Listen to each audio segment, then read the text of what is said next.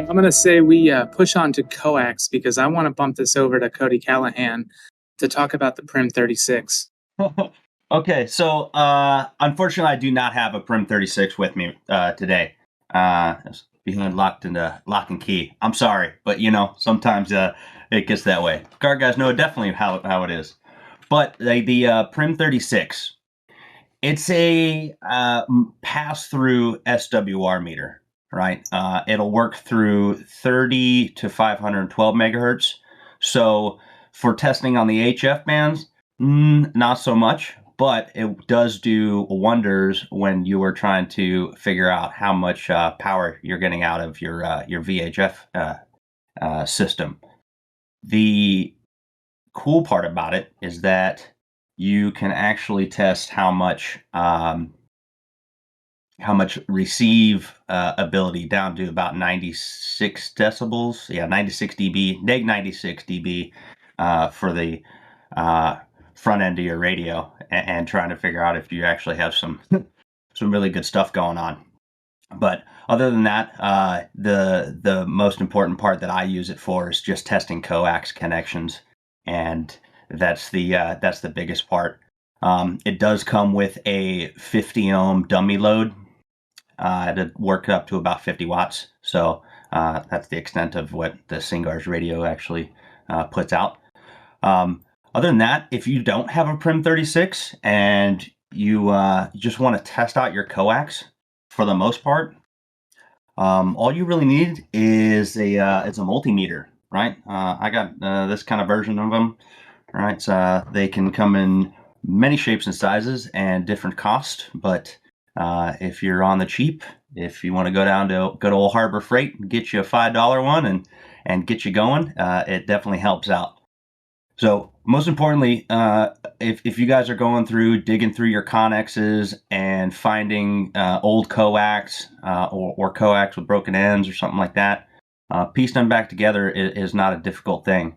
Although making sure that they don't have any dead shorts across them is the important part, right? There's a lot of fancy ham tools out there that do many fun things with coax, but a good old-fashioned multimeter and testing continuity across them is probably the most important thing that I can attest to. But other than that, I would like to move on to coax specifically.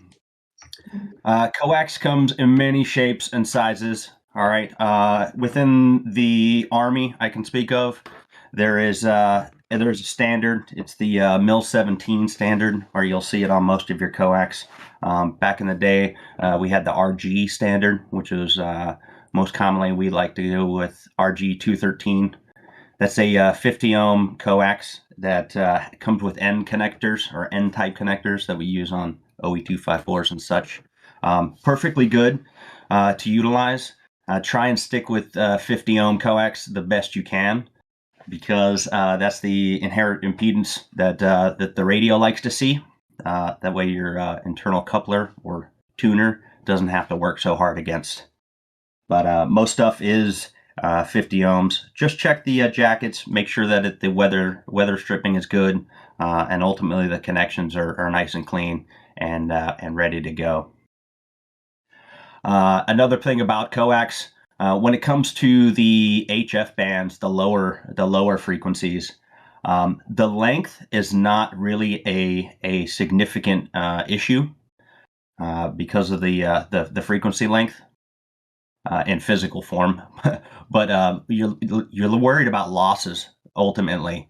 If you can keep your coax to the shortest length possible and getting to your radio, but still working with a nice antenna, of course, then you'll have absolute success that way. Limit the amount of connections you have, barrel connections, and so forth. Trying to make those antenna cables a little longer. So that's what I got. Any questions there? Rob, did you have something to add into that? You had your thing going. Yeah, there was a few things. Something we encountered a lot of at 10th Mountain is, you grab a cable that looks perfectly good, and operational and you throw it on and you get terrible results. We would pull it off. We'd throw the dummy load on one end and that Prim 36 on, and sure enough, we would find something wrong with it. We'd hunt down the entire cable and find one small nick in the braiding, or the end would come off, and we'd have to recrimp it, test it, and it'd be back to new. Um, so that's that. Um, and then you mentioned, when you test, I only know this for the 150. Haven't really got too much with the 160. Maybe Jared can chime in on this, but I do know that like you can do an antenna slash coax test or your VISWAR, your voltage standing wave ratio test on the system. Just make sure your tuner is off or your coupler is off. Because if your coupler is enabled, then you're just tuning for the antenna that you're working on, and you're going to get 1-to-1 every time. So just remember that, and you'll see your true resonance of how it's performing. Jared, does it have the same capabilities on the 160, I assume? Yeah, the 160 has it as well. I'll hijack it for just a sec. The other really useful tool, if your unit doesn't have all the fancy stuff and you have $60 laying around, is the Nano VNA. I've got two of them at this point. One I keep at work and one I keep at home. They're just they open up a lot of doors for you can figure out how well your antennas are performing. You can actually test coax loss with them. So if you have a piece of coax you suspect, you just hook it up and you can test the loss in that coax and be sure about it. Yeah, and I see those are a Cody good has one. resource. I also have the Rig Expert. I have the Rig Expert stick, which I carry around with me everywhere, except obviously right here, which I don't have it. It's in my office. Oh, well, we did it this way with the HF competition. We can do it this way at our talk. Not so much the case. And that's a good general rule of thumb with coax. The thinner the stuff is, the more significant loss is going to be above probably generally 30 megahertz or so. If it's any of the thin stuff, 174, 316, whatever else you guys have, it's just generally not good for anything other than short little jumpers above 10 meters. Something else to check with the coax, just give it a quick visual inspection. You're looking for damaged jackets, feel for kinks or any crimps that have happened, has been slammed in a door, a lid case, anything. If there's nothing else to add to that, we'll move on to power. I assume you mean powering the... Oh, Cody's got some. Yeah, I had one more thing too. Connectors. Man, I could tell you this, all right? Probably a lot of the folks that are inside this room definitely know the difference between their connectors, but you have some new service members out there that aren't totally spun up on the different types of connectors. Make sure you double check all of your transition connectors, the male and female ports of whatever you got going on. Most of the stuff, at least on the military side, is either going to be N-type or B and C for at least HF. So make sure you have the right stuff available. Actually hook it up before you go out for your adventure that day. Even if you don't unspool the coax, just hook it up. Yeah, another note on that, there's two types of BNC. There's a 75 ohm BNC and a 50 ohm BNC.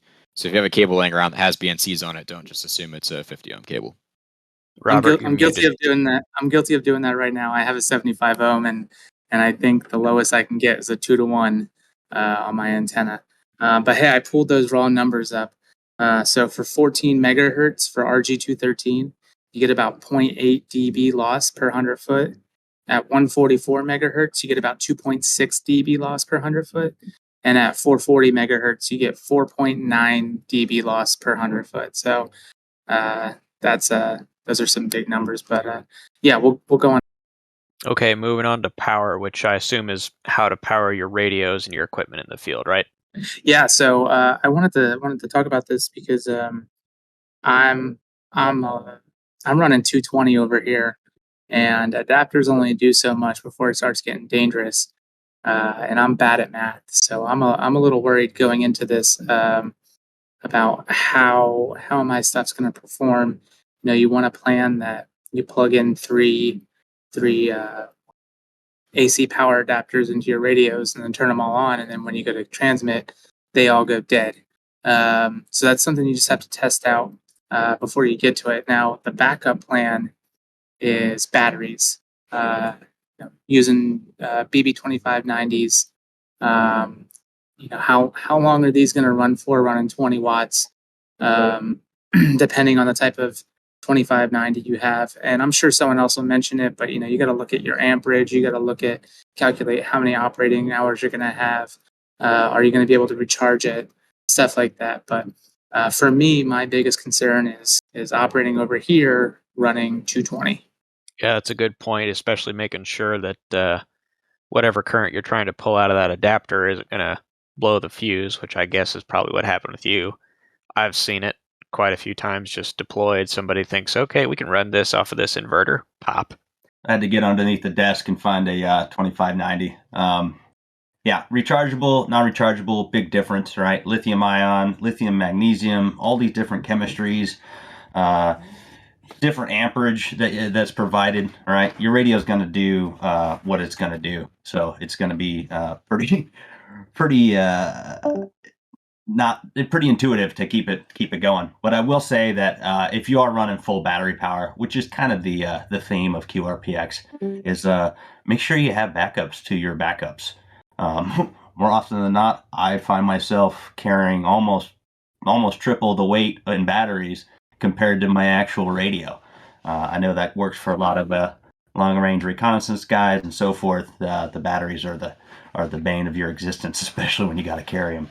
But have a recharge plan, especially during this QRPX. It's going to be a huge amount of battery usage compared to normal operations that we see in the field. You're going to go from what would normally be a 1:1:8 ratio back to almost a 1:1 ratio for transmit and receive. So it's going to be a lot of folks definitely soaking up the juice. That's all. So on that Hey, so transmit, this will be a quick one. On that transmit receive ratio, if you go to BONO's website, BioNO, however you say it, they actually have a reference table looking at their different battery sizes, and you can do a comparison to what battery sizes you have of how long that battery should last on a 50-50 like a contest, or a different transmit receive ratio like you're just listening and occasionally chatting on a rack tube or something. Go ahead, Rob. this is more directed at Jared and Rob. Jared, I always see you guys out in the field operating with your talk setup. That's a different planning consideration when it comes to power that I'd like for you to talk about. And Rob, I think last year, the year before, you were on a mountaintop. So one of you go ahead, just start talking about your situation.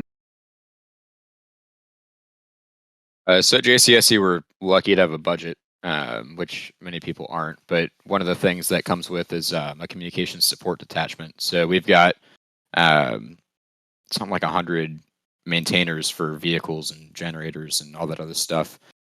So we use this as an opportunity to also exercise them and have them come out and set up their generators, all of their HVAC systems, to build it out into an entire talk. And that's the reason we do that. One thing we added on this year is we also have some commercial battery power from Goal Zero that we're going to be using to power laptops and radios and stuff. But yeah, we leverage the organic capabilities of the element to kind of enhance our talk setup. For me last year, I was lucky enough to find a unit that had a battery eliminator. It's just a inverter you plug into an AC outlet and you push out 20 watts for your battery or your radio. And that's what I use. But for guard units, you may not get so lucky. Your best bet is the 2590s. Make sure those things are charged. Make sure they're serviceable. Make sure that battery is a healthy battery and take as many as you can out there with you, and also a box to recharge them. I think Callahan's about to pull one out from under the table. Yeah, I was pull one out.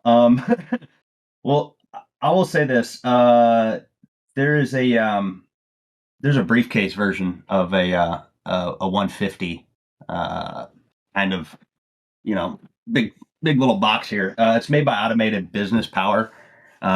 They're also the ones that make some of the battery eliminators, the AC plug into the battery, and that's kind of cool too. But having this little briefcase thing, I know if you get on Automated Business Power on their website, they have all their NSNs. It depends on what your unit's ability to do local purchases and so forth, but it's out there. So not everything has to be Harris, and I'm just putting that out there. So I dropped links to those duty cycle charts in the chat. It may not be perfectly accurate for the military radio, military battery comparison, but hopefully it'll give you an idea there. Power, we talked about batteries, having your backups, the battery eliminators. Are generators allowed in this, Robert? I'm not sure. So if generators are allowed, the big thing, test them beforehand. Some generators are RF noisy as absolute hell. It seems like civilian side, that Honda generator is the gold standard, and the Harbor Freights are absolute hell on RF. So try stuff out, see if it works, see if it's even serviceable. It might be you have to take a break for an hour to charge things up. Yeah, like you said, and what Rob mentioned was that we're not limited to how we get our power, just how much power output for our signal. But we're limited to 20 watts. But I will say this, and to caveat what you said, the generators can create a lot of noise. That's all goes with your site selection, as well as if some of you guys out there might have some of these solar panel charging kits. Right. I know that the Army, at least, has spent some significant amount of money to make sure that they're getting the top of the line stuff. But if you are one of those units that want to utilize the solar option, plug it in and see if you notice a little bit of difference on your noise floor. Right. So solar charging is definitely a beast on on the RF spectrum. So just another food for thought there if you're going with the solar option.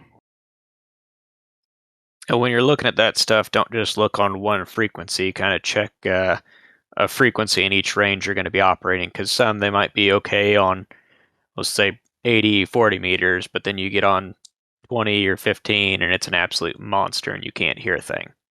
For the noise coming from the generators, depending on where your generator is located, if it's close to the radio and you have that 100-foot run of RG213 to the antenna for some reason, you might be able to choke out all the noise with ferrite beads on the power lines coming into the radio, rather than switching your power source altogether if you can get the antenna far enough away.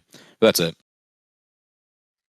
Yeah, it's a possibility. Add chokes on your feed lines, chokes on the power lines coming from the generator. More is better in this case, but sometimes there's only so much they can do, and it might not actually succeed.